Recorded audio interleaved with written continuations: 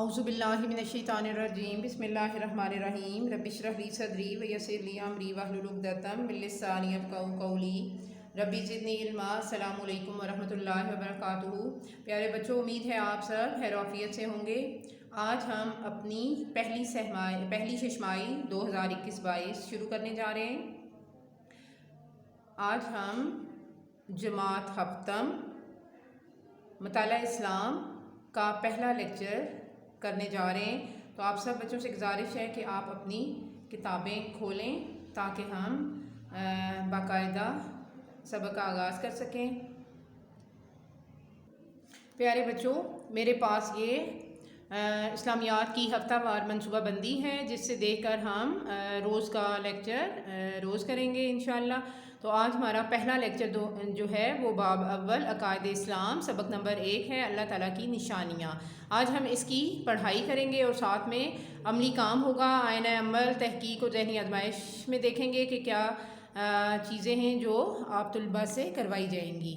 تو آپ سب بچے سبق نمبر 1 اللہ تعالیٰ کی نشانیاں کھولیں اور صفحہ نمبر 1۔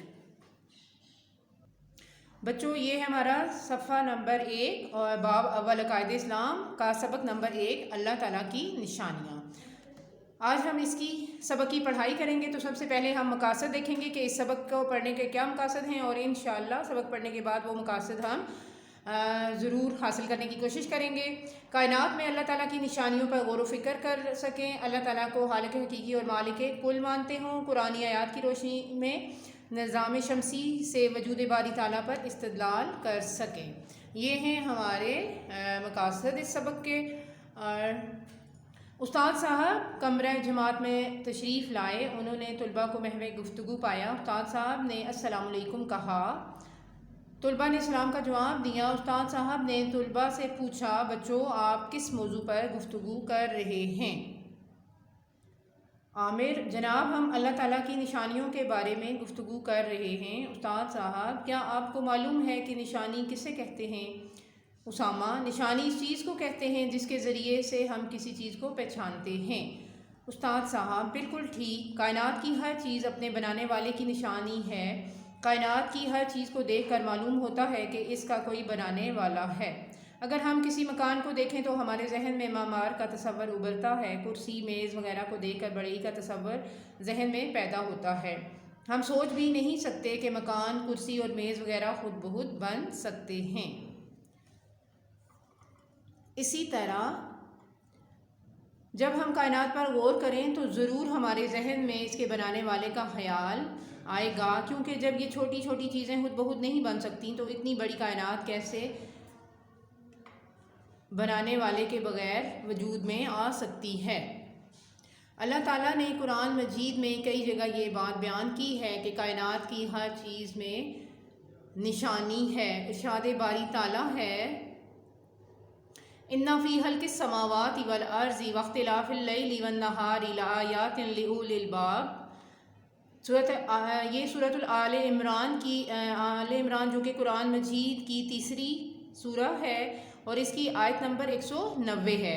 اس کا ترجمہ دیکھیں، بے شک آسمانوں اور زمین کی پیدائش اور رات اور دن کے آنے جانے میں عقل والوں کے لیے نشانیاں ہیں۔ پیج نمبر 2 پہ آئیے۔ بچوں، یہ ہے آپ کا صفحہ نمبر 2۔ طیب جناب، کائنات میں کون کون سی نشانیاں پائی جاتی ہیں؟ استاد صاحب: عزیز طلباء، اللہ تعالیٰ کائنات کا خالق ہے۔ کائنات میں پائی جانے والی ہر چیز اللہ تعالیٰ کے وجود کی گواہی دیتی ہے۔ کائنات میں موجود مختلف نظام اللہ تعالیٰ کی عظیم نشانیاں ہیں۔ مثلاً دور آب کا نظام، واٹر سائیکل اور خوراک کا نظام، فوڈ سائیکل وغیرہ۔ انہی میں سے ایک نظام شمسی سولر سسٹم بھی ہے۔ نظام شمسی سے مراد وہ نظام ہے جو سورج اور اس کے گرد گھومنے والے سیاروں پر مشتمل ہے۔ سورج کے گرد 8 سیارے گردش کرتے ہیں، ہماری زمین بھی ان میں سے ایک ہے۔ اللہ تعالیٰ نے ہر سیارے کے گھومنے کے لیے ایک خاص راستہ مقرر کیا ہے جسے مدار کہتے ہیں۔ ہر سیارہ اپنے مدار میں اللہ تعالیٰ کے حکم کے مطابق گردش کرتا ہے۔ اللہ تعالیٰ کا ارشاد ہے، لا شمس यंबगी लहा अन तुद्रिकल कमरा वल्लैलु साबिकुन नहारी व कुल्लुम फी फलकिन यसबहून। ये सूरत यासीन जो कि 36वां सूरा है और इसकी आयत नंबर 40 है। उसका तर्जमा है, ना सूरज की मजाल है कि वो चाँद से टकरा जाए और ना रात दिन से पहले आ सकती है, ये सब मुकर्रा दायरों में गर्दिश कर रहे हैं। बच्चों ये तस्वीर जो है देखें, निज़ाम शमसी की तस्वीर है और ये मुख्तलिफ़ सियारों, आपको मुख्तलिफ़ सियारे जो हैं उसमें गर्दिश करते हुए नज़र आ रहे हैं। अब हम इसके साथ ही सफ़ा नंबर 3 पे आते हैं। जाहिद, जनाब क्या दिन और रात का ताल्लुक़ भी निज़ाम शमसी ही से है? उस्ताद साहब, जी हाँ, दिन और रात का आना जाना ज़मीन की हरकत की वजह से है। सूरज ज़मीन सूरज के गिर्द अपने मदार में गर्दिश करने के साथ साथ अपने मरकज़ के गिर्द भी गर्दिश करती है। मरकज़ के गिर्द गर्दिश के दौरान में ज़मीन का जो हिस्सा सूरज के सामने आता है वहाँ दिन होता है। ज़मीन का जो हिस्सा सूरज की मुखालिफ सिमत में होता है वहाँ अंधेरा होता है, इसे रात कहते हैं। हामिद, जनाब दिन और रात की पैदाइश का क्या मकसद है? उस्ताद साहब, अल्लाह ताला ने दिन और रात इसलिए पैदा किए ताकि हमारी रोज़मर्रा की मसरूफियात में तनासब पैदा हो सके। हमारा जिस्म मुसलसल काम नहीं कर सकता, इसे आराम की भी ज़रूरत होती है। अल्लाह ताला ने दिन और रात इसलिए बनाए कि हम दिन को काम काज करें और रात को आराम करें। दिन भर काम काज से थक कर रात को आराम करने से हम अगले दिन के कामों के लिए ताज़ा दम हो जाते हैं। कुरान मजीद में इरशाद है, ये उसी अल्लाह की रहमत है कि उसने तुम्हारे लिए रात और दिन बनाए ताकि तुम रात में सुकून हासिल करो और दिन को अपने रब का फजल तलाश करो और ताकि तुम शुक्रगुजार बनो। सूरतुल कसस जो कि 28वां कुरान का 28वां सूरा है और आयत नंबर 73 है, ये उसका तर्जमा था।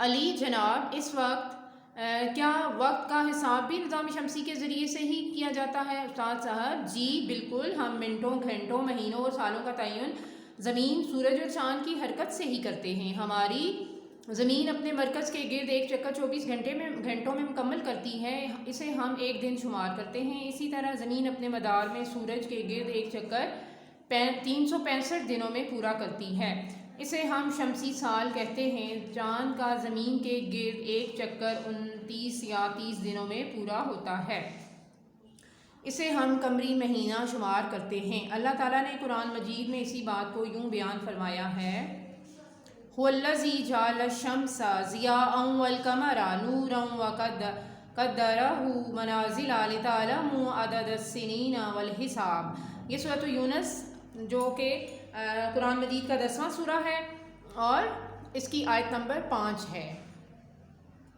अब आप इसका तर्जुमा देखें बच्चों। वही अल्लाह है जिसने सूरज को रोशन और चाँद को चमकदार बनाया, चाँद के घटने और बढ़ने की मंजिलें मुकर्रर कर दी ताकि तुम इससे बरसों और तारीखों के हिसाब मालूम कर सको। प्यारे बच्चों, अल्लाह ताला ने कायनात की तमाम चीज़ों को अपने बंदों के लिए पैदा किया ताकि ज़मीन पर इनके लिए ज़िंदगी बसर करना मुमकिन हो। हमें चाहिए कि हम कायनात पर गौर व फिक्र करें और असल हकीकत तक रसाई हासिल करें। बच्चों, ये था आपका लेक्चर नंबर 1। बच्चों, ये था आपका मुताला इस्लाम का लेक्चर नंबर 1। उम्मीद है आपको अच्छी तरह समझ आ गया होगा। हमने आज पढ़ाई की है, लेकिन इस सबक को आपने बार बार पढ़ना है और जैसे कि मकासद में शामिल है कि अल्लाह ताला को कुल यानी कि मालिक कुल समझना, और हकीकत भी यही है और इस बात पर हमारा पुख्ता यकीन है कि वो इस तमाम कायनात का निज़ाम अकेले ही चलाता है। उसका बनाने वाला और उसकी हर चीज़ का मालिक वो अकेला ही है। उसकी बादशाहत में दूसरा कोई उसका शरीक नहीं है। और फिर एक मकसद और कि हमें अल्लाह ताला की बनाई हुई कायनात पर गौर व फिक्र करना और फिर हकीकत तक रसाई हासिल करना। उम्मीद है आपको ये तमाम बातें अच्छी तरह समझ आ गई होंगी। आप ख़ुद भी कोशिश करना जो बात समझ ना आए उसे समझने की, और जो कहीं भी आपको मुश्किल लगे आप पूछ सकते हैं। अपना बहुत सारा ख्याल रखिएगा। फ़ी अमानिल्लाह।